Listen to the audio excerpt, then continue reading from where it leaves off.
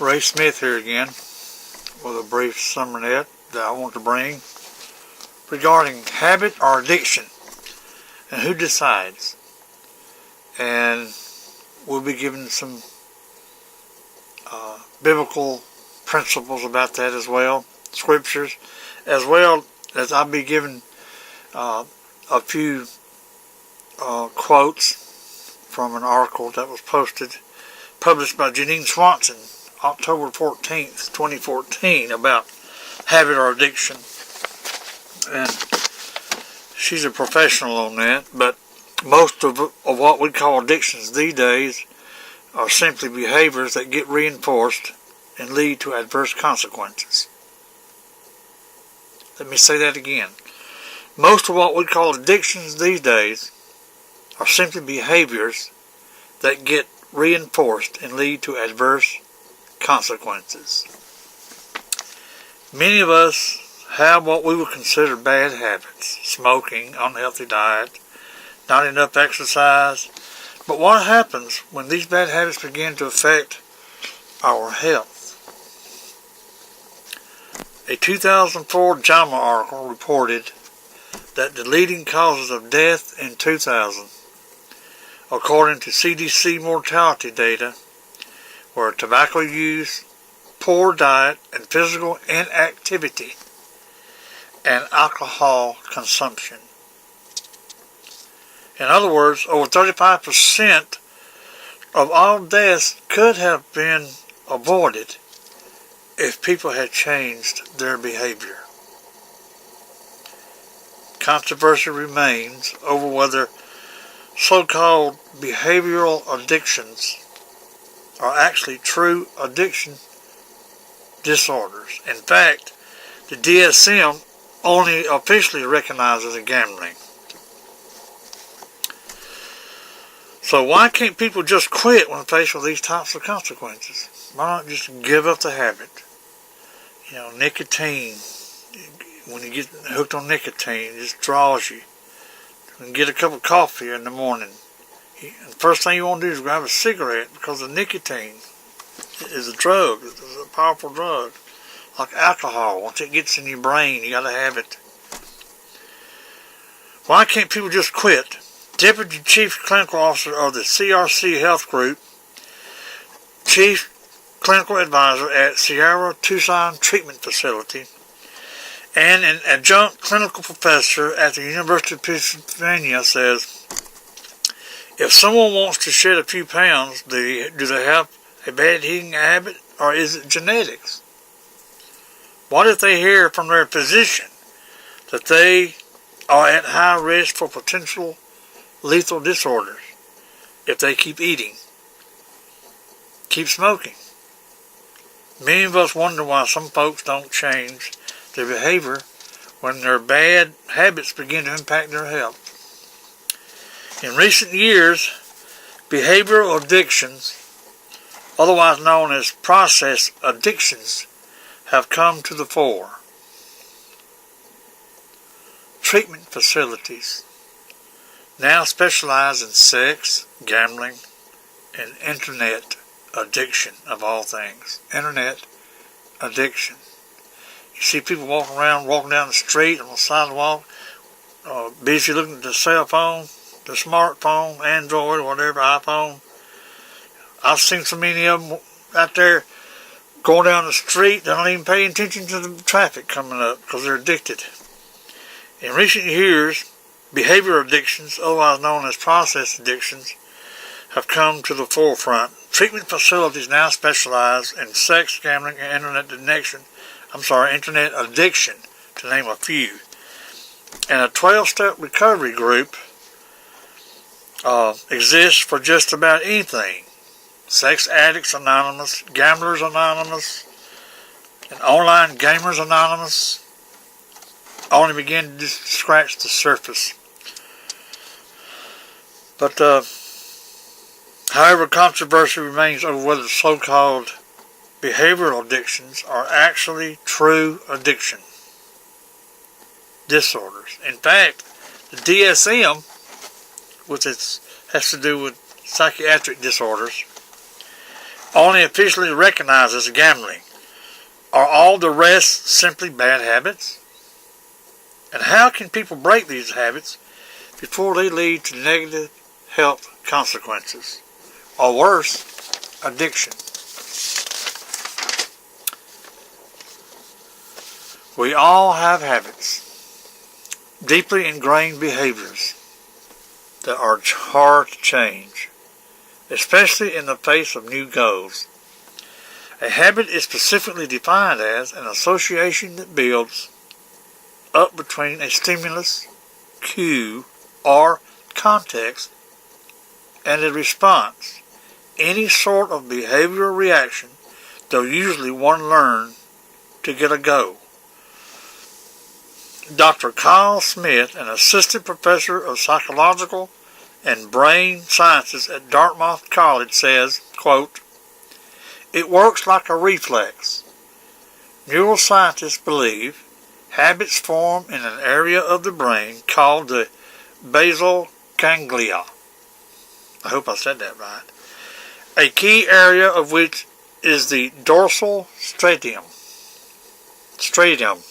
Well, anyway. Habits serve us. We depend on them for our survival. Once the cue behavior reward is learned and put down as habit in our neural circuitry, we can move on and do other more important things. And according to behavior psychologists Dr. Wendy Wood and Dr. David T. Neal, that's precisely why they're so hard to break. It's a cycle. Habits are not dependent on our goals, although goals can initially inform habits. While goals are flexible and ever-changing, habits remain fixed.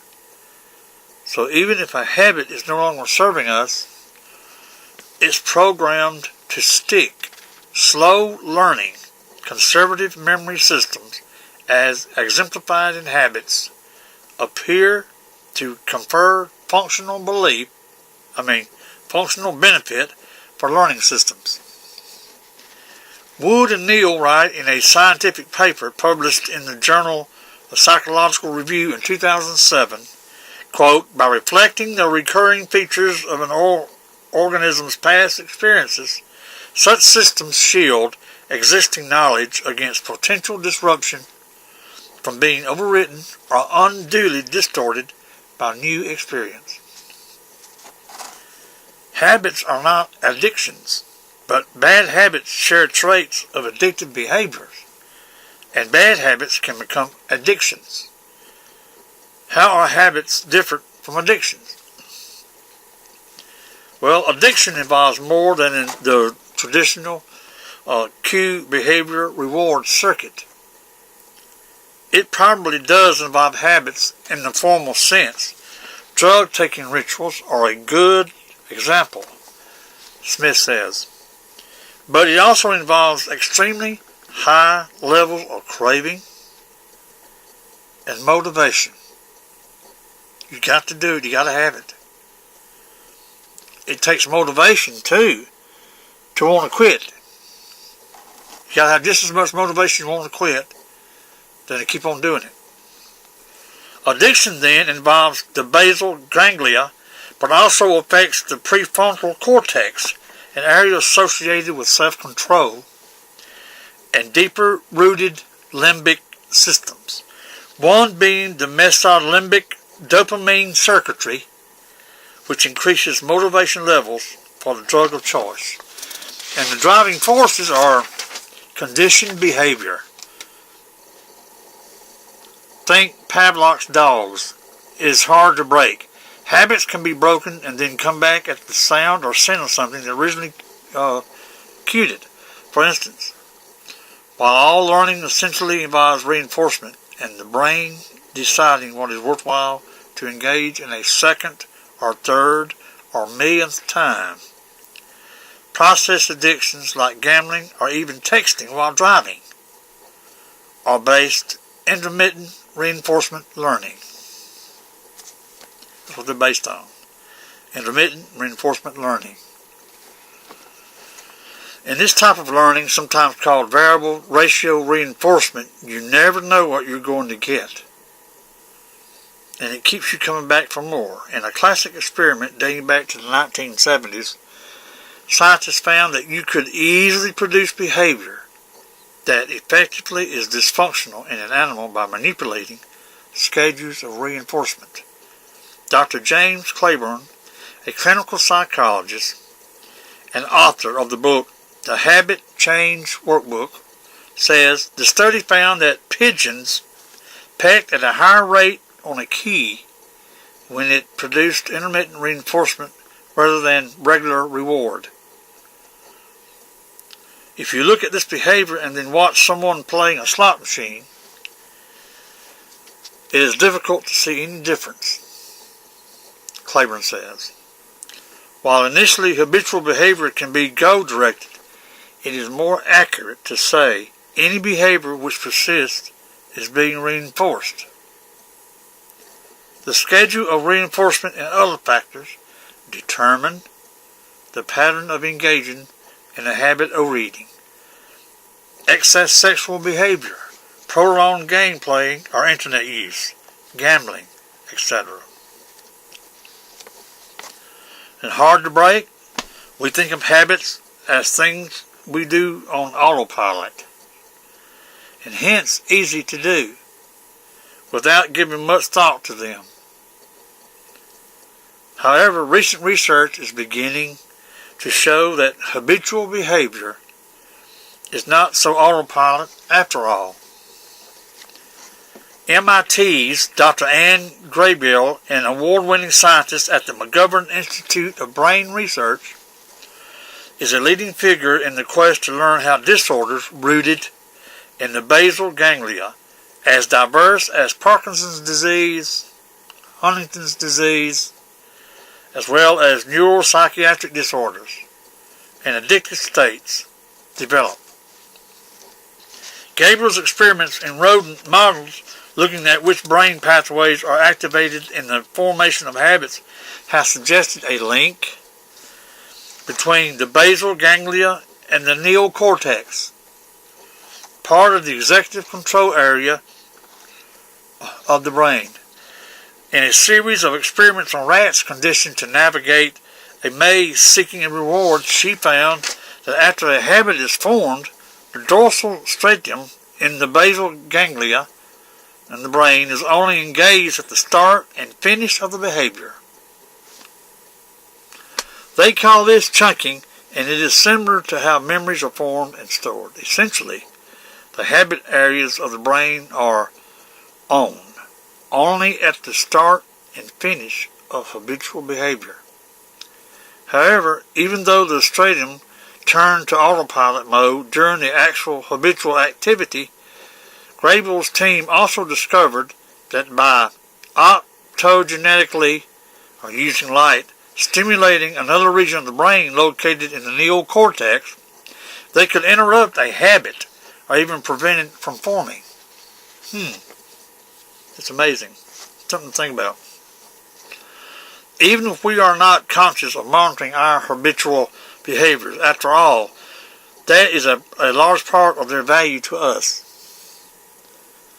We have circuits that actively keep track of them on a moment-to-moment basis. The brain is so complicated, so complex.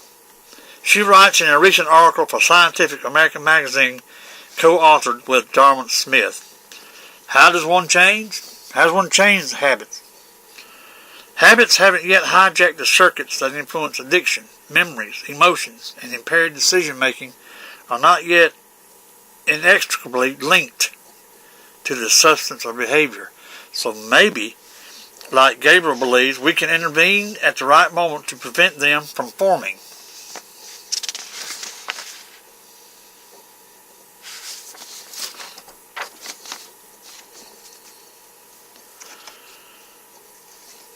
Most of what we call addictions these days are simply behaviors that get reinforced and lead to adverse consequences for the individual, but do not represent any special process that is not active in everyone every day. Claiborne says if we want to change behaviors, then we want to look at these same principles of learning and what we know about behavior change and modify controlling variables, including reinforcement schedules. And so, what I'm saying here, and what I'm saying as far as the biblical aspect of this, I can do all things through Christ who strengthens me. If there's some area in our life that's keeping us down, keeping us from growing spiritually, a bad habit like smoking, well, you know, when you have God's Holy Spirit dwelling in you, your body is the temple of God. And we all know that smoking damages the body. Well, you're damaging the temple where God's Holy Spirit dwells. We want to eliminate anything that damages the temple of God. If God dwells in you, God's Holy Spirit dwells in you, then you know that's sin. Opiate addiction is another thing. Wood and Neal admit that neither way is sustainable in the long term for most people, and possibly the most effective way to change a habit would be to pair either inhibition or avoidance with learning and performing a new desired response. Others have proposed that changing context helps. Moving house or changing jobs could become opportunities for changing habits.